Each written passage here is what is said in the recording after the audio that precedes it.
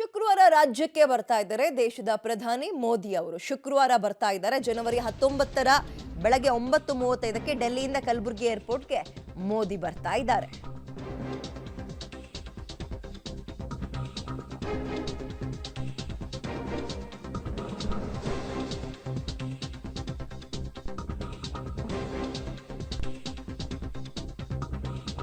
ಯಾಕೆ ಆಗಮಿಸ್ತಾ ಇದ್ದಾರೆ ಅಂದ್ರೆ ಕೆಲವೊಂದು ಕಾರ್ಯಕ್ರಮ ಇದೆ. ಹಾಗಾಗಿ 19ನೇ ತಾರೀಕು ಬೆಳಗ್ಗೆ 9:35ಕ್ಕೆ ಡೆಲ್ಲಿ ಟು ಕಲಬುರಗಿ ಏರ್ಪೋರ್ಟ್ಗೆ ಬರ್ತಾರೆ ಫ್ಲೈಟ್ ಮುಖಾಂತರ. 9:40ಕ್ಕೆ ಕಲಬುರಗಿಯಿಂದ ಹೆಲಿಕಾಪ್ಟರ್ ಮುಖಾಂತರ ಮಹಾರಾಷ್ಟ್ರದ ಸೊಲ್ಲಾಪುರಕ್ಕೆ ಪ್ರಯಾಣವನ್ನು ಬೆಳೆಸ್ತಾರೆ ಮೋದಿ.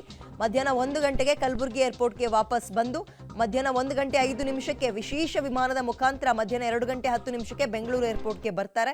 2:45ಕ್ಕೆ ಭಟ್ಟರಮಾರನಹಳ್ಳಿ BIETC ಉದ್ಘಾಟನೆ ಇದೆ ಮತ್ತು ಬೋಯಿಂಗ್ ಸುಕನ್ಯಾ ಕಾರ್ಯಕ್ರಮ ಲೋಕಾರ್ಪಣೆ ಇದೆ. ಹಾಗಾಗಿ ಅವರು ರಾಜ್ಯಕ್ಕೆ ಬರ್ತಾ ಇದ್ದಾರೆ. ಜನವರಿ 19ರ ಸಂಜೆ 4 ಗಂಟೆಗೆ ಅಗೇನ್ KIALನಿಂದ ಚೆನ್ನೈಗೆ ನಿರ್ಗಮನ ಮಾಡ್ತಾರೆ.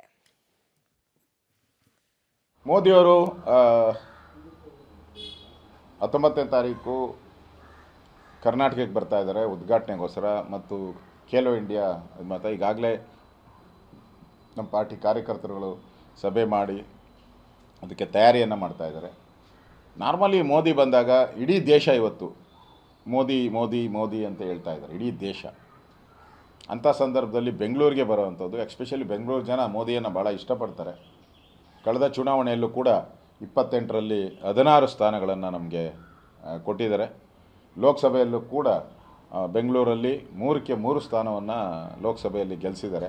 ಅದರಿಂದ ಬೆಂಗಳೂರಿಗೆ ಮೋದಿ ಬರುವಂಥದ್ದು ನಮ್ಮ ಕಾರ್ಯಕರ್ತರಿಗೆ ಹೊಸ ಚೈತನ್ಯ, ಹೊಸ ಹುರುಪು ಬರ್ತದೆ.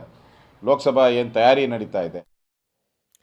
ಜನವರಿ 19ನೇ ತಾರೀಕು ಹಲವು ಕಾರ್ಯಕ್ರಮದ ಹಿನ್ನೆಲೆ ಕಲಬುರಗಿಗೆ ಮೋದಿ ಅವರು ಬರ್ತಾ ಇದ್ದಾರಲ್ಲ, ಈ ಹಿನ್ನೆಲೆಯಲ್ಲಿ ಕಲಬುರಗಿ ವಿಮಾನ ನಿಲ್ದಾಣದಲ್ಲಿ ಪೊಲೀಸ್ ಅಧಿಕಾರಿಗಳೊಂದಿಗೆ SPG ಸಭೆ ಭದ್ರತಾ ದೃಷ್ಟಿಯಿಂದ.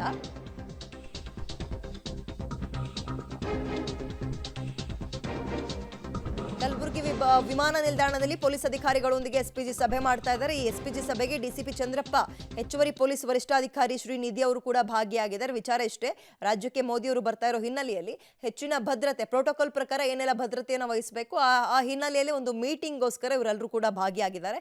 SPG ಸಭೆಗೆ DCP ಚಂದ್ರಪ್ಪ ಹಾಗೆ ಹೆಚ್ಚುವರಿ ಪೊಲೀಸ್ ವರಿಷ್ಠಾಧಿಕಾರಿ ಶ್ರೀನಿಧಿ ಅವರು ಕೂಡ ಭಾಗಿಯಾಗಿದ್ದಾರೆ.